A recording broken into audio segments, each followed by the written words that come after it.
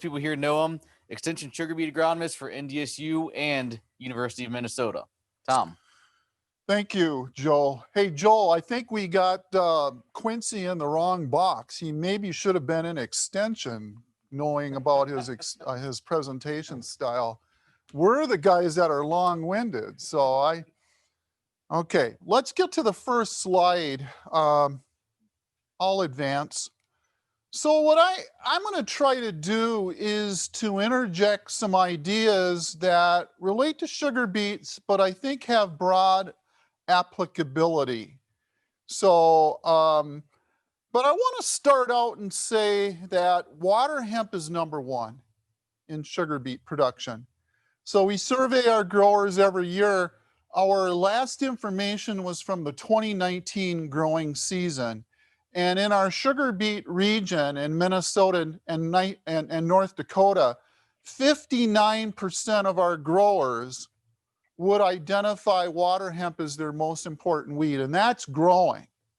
That is absolutely growing.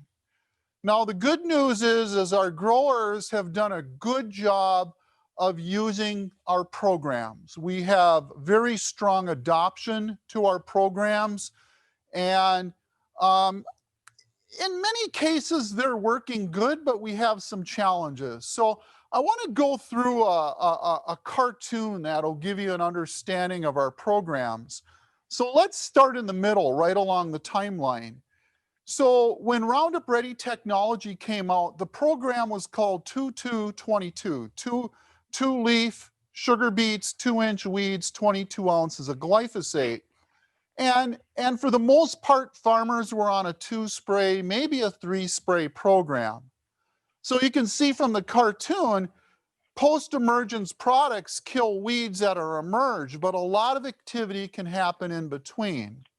So go to the top part of the cartoon, and those red triangles are applications of chloroacetamide herbicides.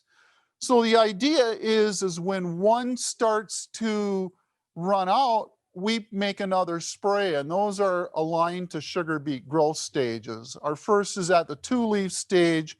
Our second is at the 6 to 8 stage. So what we're going to do, and what we're going to really strengthen our message on for 2021, excuse me, is the use of pre's. So historically, we would say, if you're going to plant early, if you're going to plant by the 20th of April, maybe you could skip the pre. Not so in 2021. We want to really focus on the beginning to get a strong start. So our surveys, this happens to be a survey from the Wilmer Grower Seminar. It indicates that we had about 20% of our acres where we didn't have acceptable weed control. And that's our challenge. So my program, myself and my students have spent a lot of times trying to find that closer in sugar beets. So Nathan's looked at cultivation. Alexa has looked at using higher rates of ethofumazate post-emergence. Emma currently is working on looking at aciflorophene, so a soybean product for weed control in sugar beets. But what I want to talk about today are some other ideas. So the first one is hooded sprayers. The second one is EDS systems. And I'll budget my time accordingly to talk about both of those. So the hooded sprayer, this is an idea from cotton country. So cotton is planted in wide rows, and what happens is they get to a point where they can no longer make broadcast applications, but the rows aren't closed and they're worrying about late germinating weeds that come up that germinate and emerge in response to rainfall. So they use the hooded sprayer. So this is a piece of equipment that happens to be manufactured in central Minnesota, in sugar beet country. So they're using equipment in cotton from a manufacturer that we're very familiar with. So our idea was, let's take a look at the hooded sprayer. Let's evaluate both sugar beet tolerance and weed control. And we were using two different products. The first, glufosinate, the second, paraquat. And this is the last time I'm going to be using the common names. From this point on, I'm going to call it Liberty and Gramoxone. So we wanted to look at those programs in replicated experiments conducted at multiple locations. And we did that work in 2020. So our hoods for sugar beet are a little different. They're a little narrower than the ones that you saw for cotton. If you look at the picture to the left, there is a hose that is entering, and we have one nozzle that's filling a 17-inch band in that sprayer. And what's important from the pictures on the right is the hood rides right up against the ground. So we're pulling the hood through the field, and it's undulating in response to the landscape. So in our tolerance experiment, we made applications of Liberty and Gramoxone at 3 growth stages, 2 to 4, 6 to 8, and 10 to 12 leaf stage. So look at the Liberty rate. We're using 2x of the maximum rate that you can use in soybean. And we're using that, or we used it with ammonium sulfate, the dry formulation. And then Gramoxone, we used 32 ounces. And you can look at the response data that we collected in our experiments. Tolerance experiment was done at higher rates. The efficacy trial was done at rates that we think would be more typical of when applications would be made and weed sizes. But note on the bottom of the slide, we tried to target 2 different weed sizes, 2 to 4 and 6 to 8. Our weed spectrum was water hemp and lamb's quarters. I'm not going to talk about lamb's quarters today. Maybe a comment or two about symptomology before we get into the data. So Liberty is primarily a contact herbicide, but you can see that there's a little bit of translocation that occurs. The lesions that are on the leaves tended to grow a little bit. And look at the edges. So as they grew, sometimes we saw a malformation phenotype that is a product of the leaves' inability to grow. Paraquat's a little different. There's a contact herbicide again, but very, very little translocation. So you can see where those drops hit the leaves, that's as far as they went.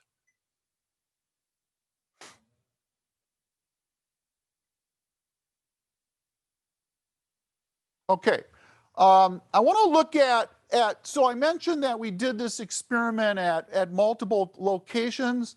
I'm going to focus on 2 locations, Crookston, Minnesota, and Lake Lillian, Minnesota.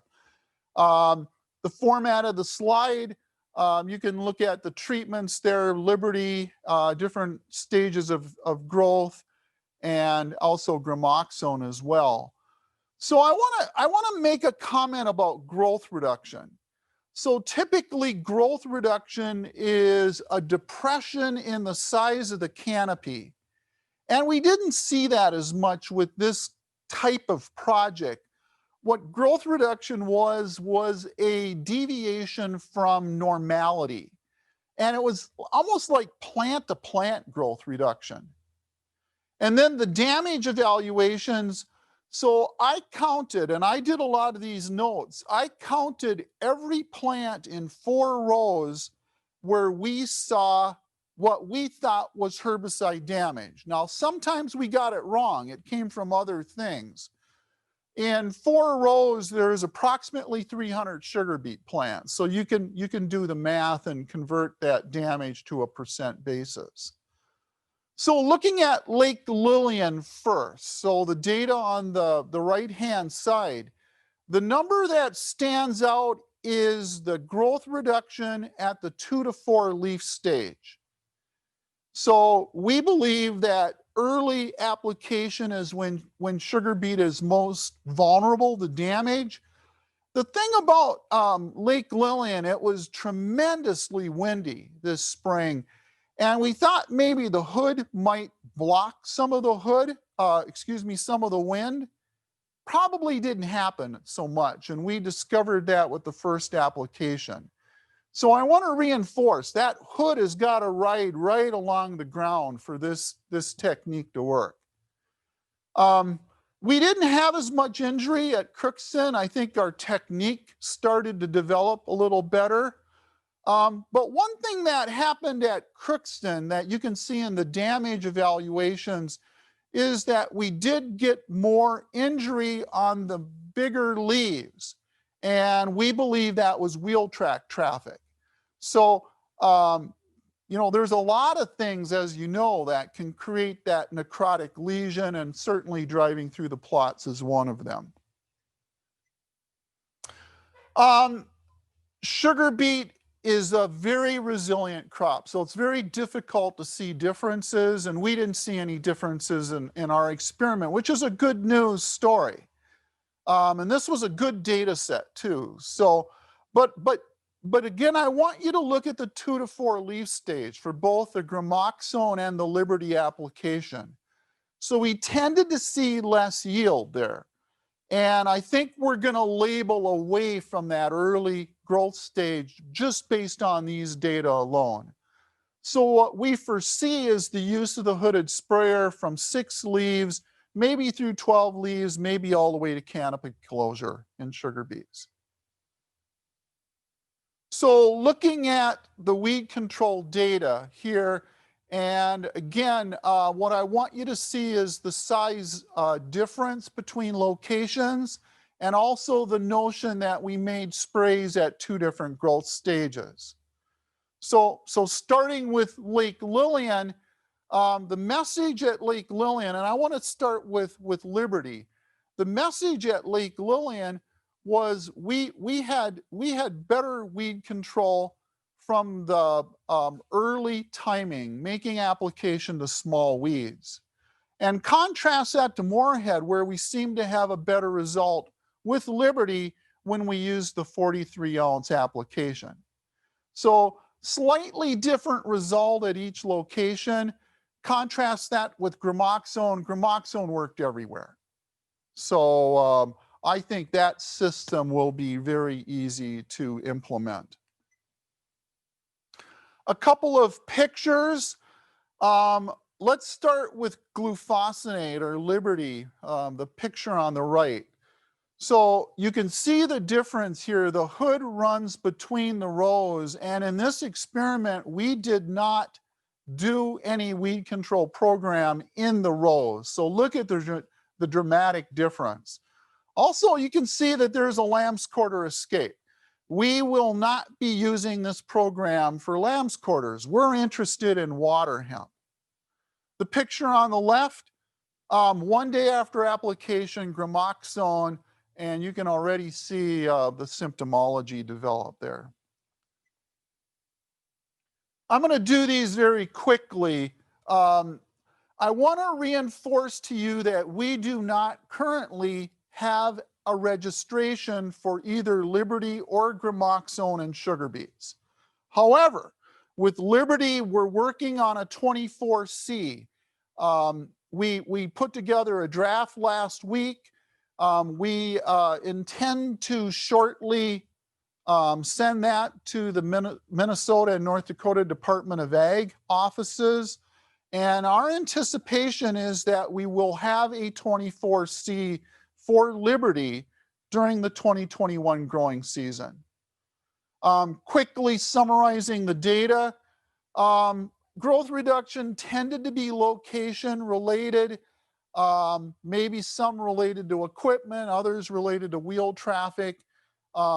We think that injury was transient and probably not important to the overall results. And then from a weed control standpoint, we're still going to target small weeds. We want to keep the weeds smaller than 4 inches tall. So maybe to wrap up the hooded sprayer part, does a grower make an investment decision? So first of all, I would say that think of this equipment as part of a weed management system, okay? Because that's the way we need to consider it. That's how we should be using it. From a weed standpoint, a weed management standpoint, the thing I like about these herbicides, especially gramoxone, is they're herbicides we don't use very often. So it's a really nice resistance management story, okay? And another advantage here is it would be an advantage to somebody that doesn't want to cultivate. On the disadvantage side, this isn't the typical broadcast equipment that you use. So we'll be seeing 12, 18, or 24 row equipment as compared to the 40 row equipment we currently use. Okay, the second part had to do with a piece of an equipment called the weed zapper. So I know there's people out there that use the Lasco weed lightning weeder during the 1980s. This is the second generation of the Lasco equipment, which was developed, by the way, in Grand Forks County. So the improvements have been made as the boom is on the front of the equipment. We have a lot more killing power, and I'll get into that in a moment. And the safety improvements have been substantial on this particular unit. So the way the machine works is there's a generator. I think you could probably light the farm if you needed to, if the electricity went out. That's the size of the equipment here. So electricity is generated, it's transferred to the bar in front of the machine, and when the plants intercept the bar, the charge moves into the plants, which increases the temperature of cellular fluids, and it blows up vascular bundles. So think of it as a series of explosions that are happening in plants as you go. From the standpoint of the equipment, there are 3 different voltage settings, and I think of voltage as the force, the pressure of electricity moving through the system. Amperage tends to be more constant when you operate the equipment. Amperage is the volume or rate of flow, and that's going to peak somewhere in the high teens. And then wattage, which is the power produced, is a combination of both voltage and wattage. Voltage and amperage, excuse me. I've got a video here, and if you can hear the sound, hear the tractor pulling down as it goes through. I'm not hearing sound, so you have to trust me on this. This pulls down the engine when you run this through the machine. Here we go. This is an application that was done near Craigness, North Dakota. And then the third application is one that was done at night. So you can see the bursts of energy that are produced.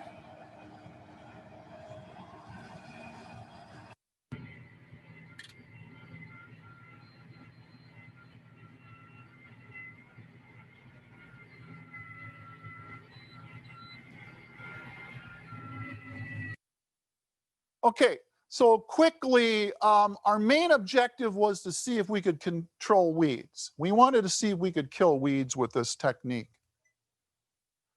So we did not purchase any of the equipment. This was done with farmers. So this was on-farm research. And we did this in July and August.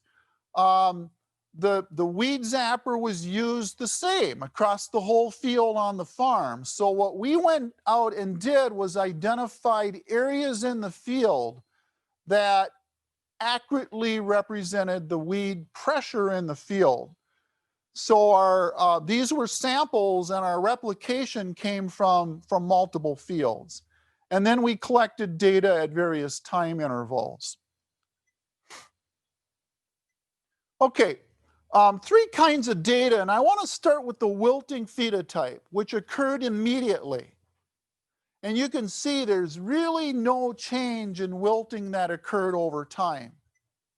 Necrosis, The blackening of the stem, that developed over time. So you can see the change that occurred from 1 to 3 to 7 to 14 days. And then the product of all three of these, but especially necrosis, which tended to mirror overall control, you can see our values.